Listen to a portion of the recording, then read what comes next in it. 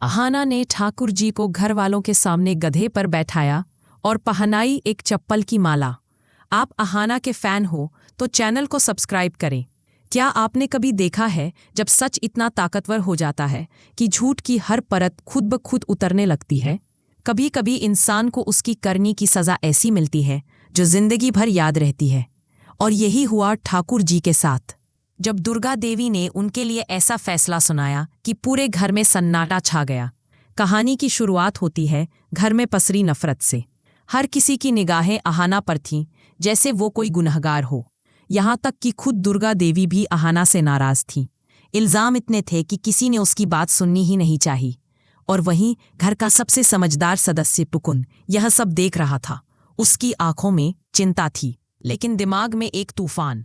वो समझ गया था कि कुछ तो गलत है, और फिर किस्मत ने खुद उसके हाथ में सच्चाई थमा दी। घर से बाहर निकलते हुए टुकुन एक छोटी सी चाय की टपरी पर पहुंचा। वहां बैठा था श्यामल, जो अपने दोस्तों के सामने अपनी मर्दानगी के झूठे किस्से सुना रहा था। वो हंसते हुए बोला, अरे वो अहाना को तो मैंने खुद फंसाया था। पिशिमोनी के कहने पर उसके शरबत ने दवा मिलाई थी। कितना मजा आया था उसे बेइज्जत होते देख।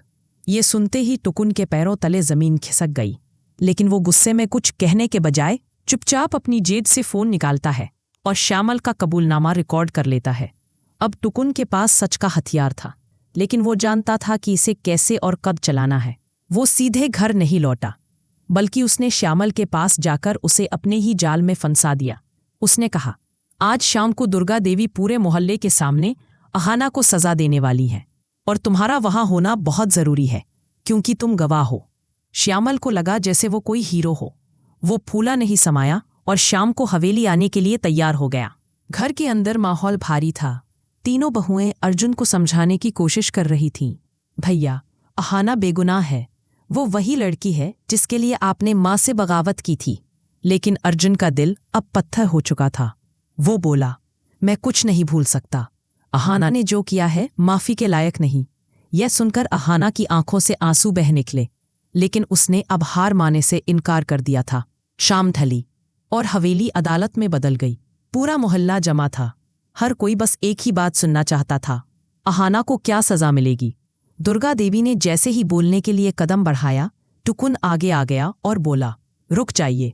सजा गुनहगार को मिलनी चाहिए, बेगुनाह को नहीं। सब हक्का बक्का रह गए। और फिर उसने सबके सामने वो वीडियो प्ले कर दिया जिसमें श्यामल साफ कह रहा था, मैंने ही अहाना के शरबत में नशे की दवा मिलाई थी, वो भी पिशमोनी के कहने पर। वीडियो खत्म हुआ तो हवेली में ऐसा सन्नाटा छा गया जैसे वक्त थम गया हो। पिशिमुनि का चेहरा सफेद पड़ गया। दुर्गा देवी की आंखों में आग थी और अर्जुन को जैसे किसी ने झकझोर दिया हो। श्यामल भागने की कोशिश करता है, लेकिन टुकुन उसे पकड़ लेता है। दुर्गा देवी चिल्लाती हैं, अब सजा उसी को मिलेगी जो असली गुनाहगार है। और फिर उन्होंने ठाकुर जी यानी पिशिमुनि के लिए वो फैसला सुनाया जिसने पूरे घर को हिला दिया। आज तुम इस घर के सामने गधे पर बैठोगी, गले में चप्पलों की माला पहनोगी, ताकि सब जाने झूठ कितना भी बड़ा हो सच के आगे टिक नहीं सकता। पूरा मोहल्ला खामोश था। सिर्फ एक आवाज गूंज रही थी, न्याय की। यह सब देखकर अर्जुन की आंखों में भी आंसू आ गए। वो अहाना के पास आया और बोला, मैंने तुम पर शक किया, मुझे माफ कर दो। अहाना कुछ नहीं बोली, बस चुपचाप अपनी सास की ओर देखती रही। और दुर्गा देवी ने सिर झुका लिया। वो पुरानी डरने वाली अहाना अब खत्म हो चुकी थी। उसकी जगह अब एक मजबूत, सच्चाई पर खड़ी महिला थी। अगर आपको भी लगता है कि सच्चाई चाहे जितनी देर से सामने आए, लेकिन जीत हमेशा उसी की होती है, तो कमेंट में लिखिए जस्टिस फॉर अहाना और बताइए, क्या अर्जुन और अहाना की कहानी में अब नई शुरुआत होनी चाहिए? अगर तुम्हें भी लगता है कि अहाना जैसी बेटियां हर घर की शान होती है, लिखो प्राउड ऑफ यू अहाना। और सच बोलने की हिम्मत हर किसी में नहीं होती।